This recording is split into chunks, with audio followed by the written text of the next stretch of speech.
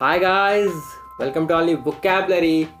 सो guys, जो मैंने पोल create किया था अपनी कंफ्यूजन दूर करने के लिए, उसके रिजल्ट्स आ गए। अप्रॉक्स 95% ने कहा है कि मैं डेली 7 वर्ड्स डिस्कस करूं।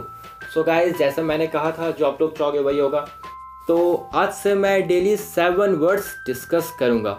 And guys, thanks a lot poll में पार्टिसिपेट करने के लिए एंड वोटिंग करने के लिए।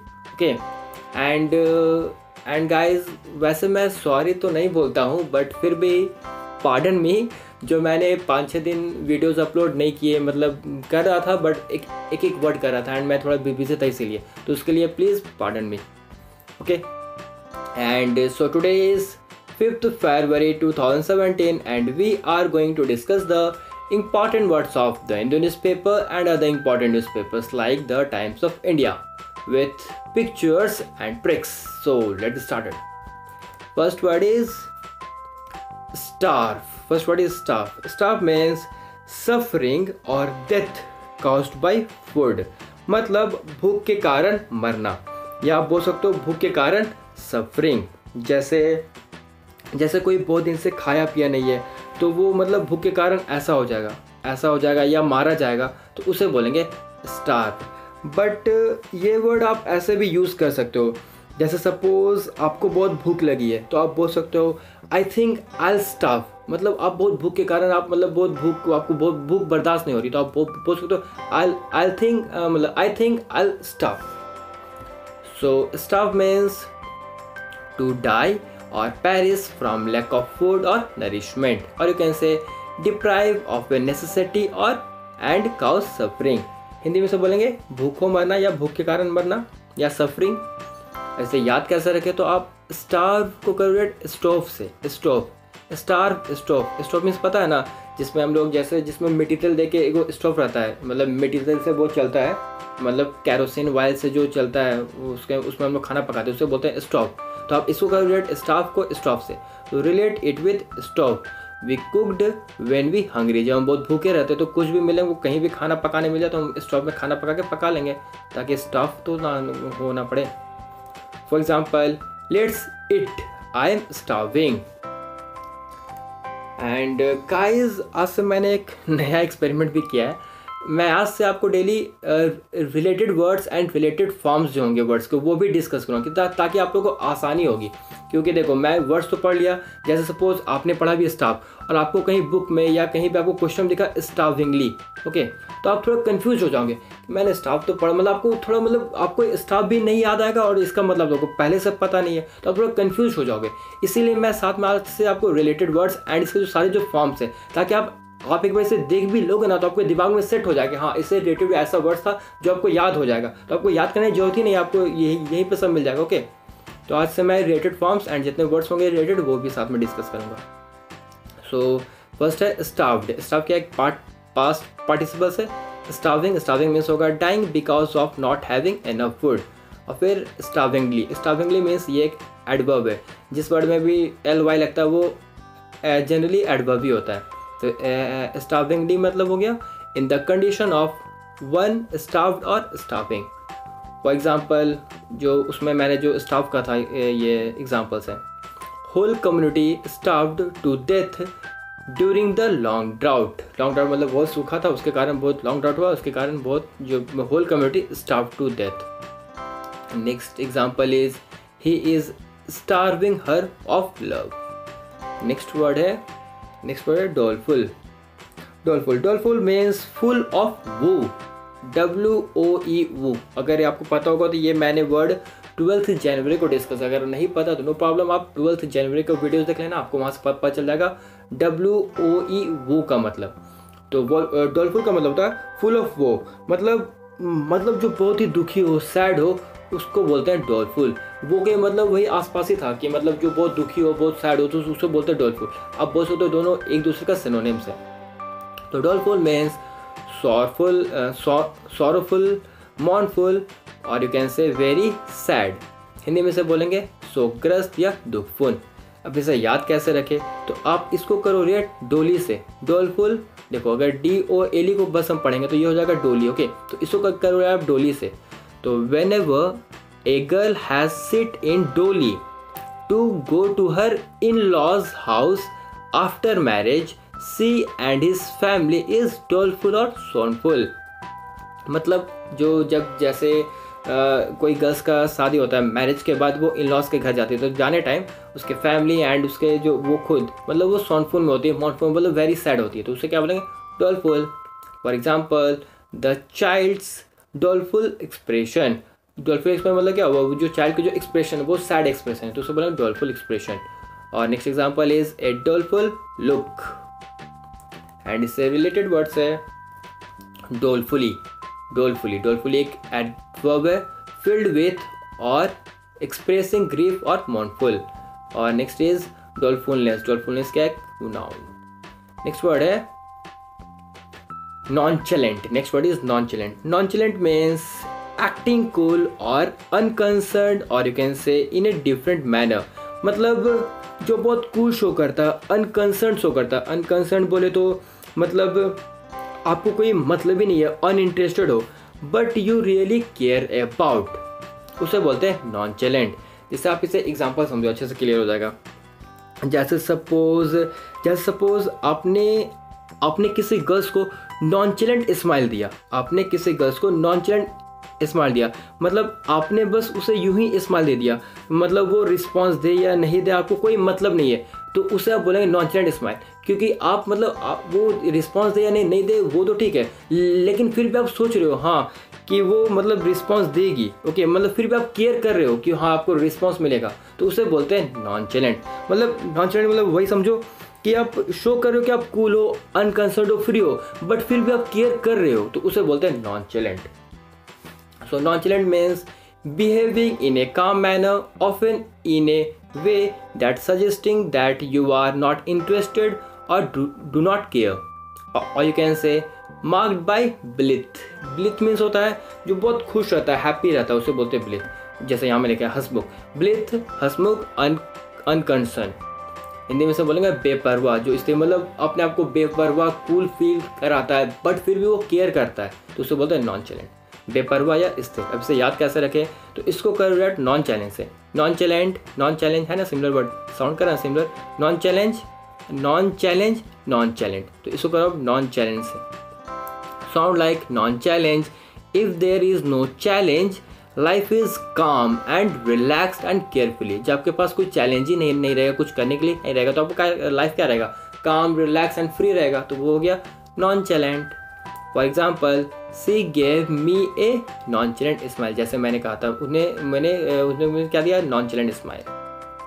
एंड इससे रिलेटेड वर्ड्स है nonchalance. Nonchalance means हो गया the state of being nonchalant, ये एक नाउन है।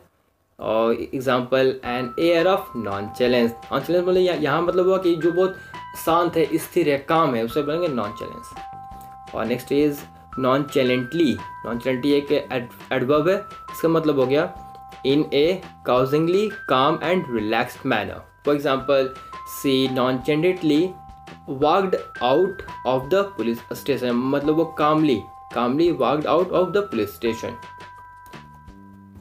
Next word is parsimonious. Next word is parsimonious. Parsimonious means unwilling to spend lot of money. मतलब जो पैसा खर्चा ही नहीं करता है, मतलब खर्चा करने में बहुत मतलब वो बहुत सोचता है, अपने पैसे खर्च करने से पहले बहुत सोचता है, बहुत सोच समझ के पैसे खर्च करता है, तो उसे बोलते हैं पार्सिमोनियस। जैसे सपोज आपका भी कोई फ्रेंड होगा या आपको कोई फ्रेंड होगा जो रेस्टोरेंट में, क्लब में पैसा खर्च करने से बहुत पहले सोचता होगा, मतलब वो बजट से चलता होगा कि हाँ अगर मुझे 500 का खर्च करें तो वो बस 500 खर्च करें, मतलब वो बहुत सोच समझ के पैसा खर्च करेगा या वो पैसा खर्च करना चाहेगा ही नहीं, तो उसे बोलते हैं पार्सिमोनियस। जैसे ये देखो पिक में, so parsimonious means not willing to spend money और गिव समथिंग, और you can say excessively unwilling to spend. Hindi में से बोलेंगे किफ़ायती। अब इसे याद कैसे रखें, तो आप इसको करेक्ट पारसी से, सॉरी गाइस अगर कोई पारसी होंगे तो प्लीज़ ऑफेंसिवली उसे मत लेना, ओके। तो इसे मैंने कैरियड पारसी से, पारसी प्लस मोनियस। So Parsi people are excessively unwilling to spend money. आप इससे कहोगे पारसी में जो पारसी पीपल है वो भी पैसा खर्च करने से पहले बहुत सोचते हैं या करते नहीं, तो उसे बोलेंगे parsimonious. For example, even the parsimonious Ranjit paid for drinks all round, मतलब वो पार्सिमोनियस था, पैसा खर्च करता नहीं था रंजीत, लेकिन फिर भी। Next word is exaggerate. Exaggerate means when you stretch the truth, मतलब जब आप किसी बात को बढ़ा चढ़ा के बोलते हो, मतलब किसी बात को बढ़ा चढ़ा के बोलते हो, जैसा हम लोग बोलते हैं ना, किसी बात को मसाला मिर्च लगा के बोलते हो, मतलब किसी बात को मसाला मिर्च लगा के बोलते हो, तो उसे बोलते हैं एग्जाजरेट। जैसे स्पीक में देखो, जैसे सपोज ये मछुआरा और इसके जाल में फंसी थी छोटी मछली, और ये अपने फ्रेंड को क्या बता रहा है कि मेरे जाल में बहुत बड़ी मछली फंसी थी, मतलब ये मसाला मिर्च लगा के बता रहा है कि मेरे जाल में मैंने ऐसे किया, मुझे मतलब बहुत बड़ी मछली फंस गई, या ऐसा कुछ, मतलब किसी बात को भी बढ़ा चढ़ा के बोलना, मसाला मिर्च लगा के बोलना, तो उसे बोलते हैं exaggerate. So exaggerate means to make something seems large, more important, better और worse than it really is. अब पूछ सकते हो वर्स, वर्स यहाँ कैसे होगा कि देखो किसी बात को बढ़ा चढ़ा के बोलना, तो हर अच्छी बात को बढ़ा चढ़ा के बोलना तो वो तो अच्छा हो गया, लेकिन कुछ बुरा बात को बढ़ा चढ़ा के बोलना, जैसे सपोज आपका एक्सीडेंट हुआ है, ओके, सपोज आप ऑफिस में हो और आपका एक्सीडेंट हुआ है, तो आपको ऑफिस में एप्लीकेशन देना हो कि मेरा एक्सीडेंट हुआ है, तो आप अपना एक्सीडेंट को बढ़ा चढ़ा के बोल रहे हो कि मेरा पैर, मतलब आपको बस छोटा सा खरोच आया है, और बट आप एप्लीकेशन में लिख रहे हो कि नहीं मेरा पैर में बहुत फ्रैक्चर हो गया, ये वो, मतलब आप अपने मतलब जो एक्सीडेंट उसको बढ़ा चढ़ा के बोल रहे हो, तो वो भी हुआ एग्जाजरेट। तो इसलिए यहाँ वर्स है, okay, verse than it is real, मतलब किसी चीज़ को मतलब जो रियल है उससे आप बढ़ा चढ़ा के बोल रहे हो, तो उसे बोलेंगे एग्जाजरेट। और you can say to magnify beyond the limit of truth, और यू कैन से ओवरस्टेट, मतलब किसी बात को बढ़ा चढ़ा बोलते हो ओवरस्टेट। हिंदी में से बोलेंगे विस्तृत रूप से वर्णन करना। For example, don't exaggerate, it was not that expensive, मतलब ज़्यादा बढ़ा चढ़ा के बोलो मत, ये ज़्यादा एक्सपेंसिव नहीं है, फिर वो कोई बढ़ा चढ़ा के बोल रहा है, ओके। अब इसके रिलेटेड वर्ड्स है एग्जाजरेटेड। एग्जाजरेटेड पार्टिसिपल्स है, for example exaggerated reports of the problem. Next is exaggeratedly, ये एक एडवर्ब है, okay. Next word is reproof. आप गेस करो तो रिप्रूफ का मतलब क्या होता है, आपको लगेगा री प्लस प्रूफ, री means again and proof means proof, मतलब किसी चीज को बार बार प्रूफ करना, बट ऐसा नहीं है, इसलिए मैंने ये वर्ड को इंक्लूड किया है। रिप्रूफ मीन्स एक्सक्लूड और criticise but in a gentle way, मतलब किसी को डांटना, मतलब किसी को डांटना, क्रिटिसाइज करना, या किसी को सही करना, मतलब सही करना, या मतलब किसी को करेक्ट करना, उसे बोलते हैं reproof, but in a gentle way, मतलब किसी को जेंटली। जैसे सपोज आपके पेरेंट्स आपको समझाते हैं, मतलब डांटते हैं या किसी चीज़ को सही मतलब आपको समझाते हैं, करेक्ट करते हैं, तो वो जेंटली करते हैं, तो उसे बोलते हैं रिप्रूफ। जैसे यहाँ देखो, इसकी मम्मा इसे समझा रही है, इसको कट कर रही है या डांट रही है, तो ये जेंटली करती है, तो इसे बोलते हैं reproof. So reproof means to criticise और करेक्ट स्पेशली जेंटली, और you can say to tell someone that you disapprove of their bad और सिली बिहेवियर। हिंदी में से बोलेंगे निंदा करना। अब इसे याद कैसे रहेगा, तो आप इसको टू पार्ट बोलो, री plus proof. So teacher is excluding student again and again to prove the theory correctly. For example, the teacher gently reproved the boys for not paying attention, मतलब जो टीचर है स्टूडेंट्स को, उसके boys को बार बार डांट रही है, मतलब वो जेंटली डांट रही है, okay, for not paying attention, मतलब वो क्लास में अटेंशन नहीं पे कर रहा हो इसीलिए। एंड इससे रिलेटेड वर्ड्स है रिप्रूविंगली, ये एक एडवर्ब है, मतलब होगा फिल्ड विथ और एक्सप्रेसिंग ग्रीफ और mournful. Next is reproving, reproving है जेरेंट एंड प्रेजेंट पार्टिसिपल्स है। नेक्स्ट इज रिप्रूवर, ये एक नाउन है। Next word is debunk. Next word debunk. Debunk means when you say something to be false, मतलब जब आप किसी चीज़ को गलत दिखाते हो, मतलब किसी चीज़ को गलत दिखाते हो, लेस इंपॉर्टेंट दिखाते हो, लेस ट्रू दिखाते हो, तो उसे बोलते हैं डिबंक। जैसे सपोज आप किसी भी काम को, मतलब उसे आप कम दिखा रहे हो, उसे आप वो इम्पोर्टेंट है लेकिन फिर भी आप उसे इम्पोर्टेंट नहीं दिखा रहे हो, तो उसे बोलते हैं debunk.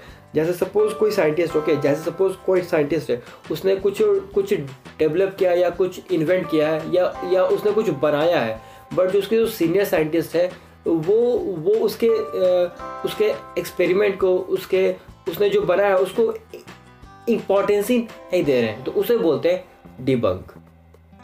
So debunk means to show that something is less important, less good, less true than it has been made to be appear, or you can say reduce the inflated reputation of something। इन्हें से मिलेंगे धूल में मिलाना, मतलब उसने जो invent किया उसको धूल में मिल गया, या असली रूप दिखाना। इसे याद कैसे रखें, तो आप इसको करो डी बंक। बंक मीन्स आपको पता होगा, क्लास बंक करते होंगे तो बंक, इसको करो डी बंक, तो bunking bunk, okay. Despite of not bunking the class I was ridiculed and exposed exaggerately मैंने पता ना, exaggerately by teacher in front of class, मतलब उसे क्लास बंक नहीं किया था लेकिन फिर उसे बढ़ा चढ़ा के बताया जा रहा है, तो वो हो गया debunk। For example, she debunked all the usual rubbish about acting, मतलब एक्टिंग के बारे में उसने बहुत मतलब ये लेस इंपॉर्टेंट बताया, तो वो हो गया debunk। एंड इसके रिलेटेड वर्ड है डिबंकिंग। डिबंकिंग एक जेरेंट है and past present participles. And guys, अब आप रिवीजन के लिए स्क्रीनशॉट ले सकते हो। फर्स्ट था स्टार्व। स्टार्व मीन्स था सफरिंग और death caused by A food, मतलब भूख के कारण मरना या सफरिंग। नेक्स्ट वर्ड था हमारा डोलफुल। डोलफुल मीन्स मतलब बहुत, ये डोलफुल है, डोलफुल, हाँ, या तो इसका मतलब हो गया जो मतलब बहुत जो कोई दुखी है, ओके, मतलब वो का मतलब मैंने आपको बताया था। Next word is nonchalant. Nonchalant means आप बहुत कूल शो कर रहे हो बट फिर भी आप केयर करते हो, तो उसे बोलते हैं nonchalant. Next word is parsimonious. Parsimonious means बहुत सोच समझ खर्चा करना या पैसा खर्च ही नहीं करना, उसे बोलते हैं parsimonious. Next word is exaggerate. Exaggerate मतलब किसी बात को बढ़ा चढ़ा के बोलना, मसाला मिर्च लगा के बोलना, उसको बोलेंगे exaggerate. Next word is reproof. Reproof means मतलब किसी को डांटना या सही करना but in a gentle way. Next word is debunk. Debunk means किसी को मतलब लेस इम्पोर्टेंट देना, गलत बताना, उसको सही नहीं बताना, उसको ट्रू को सही नहीं समझना, उसे बोलते हैं debunk. So guys, that's it for now. Thanks for watching.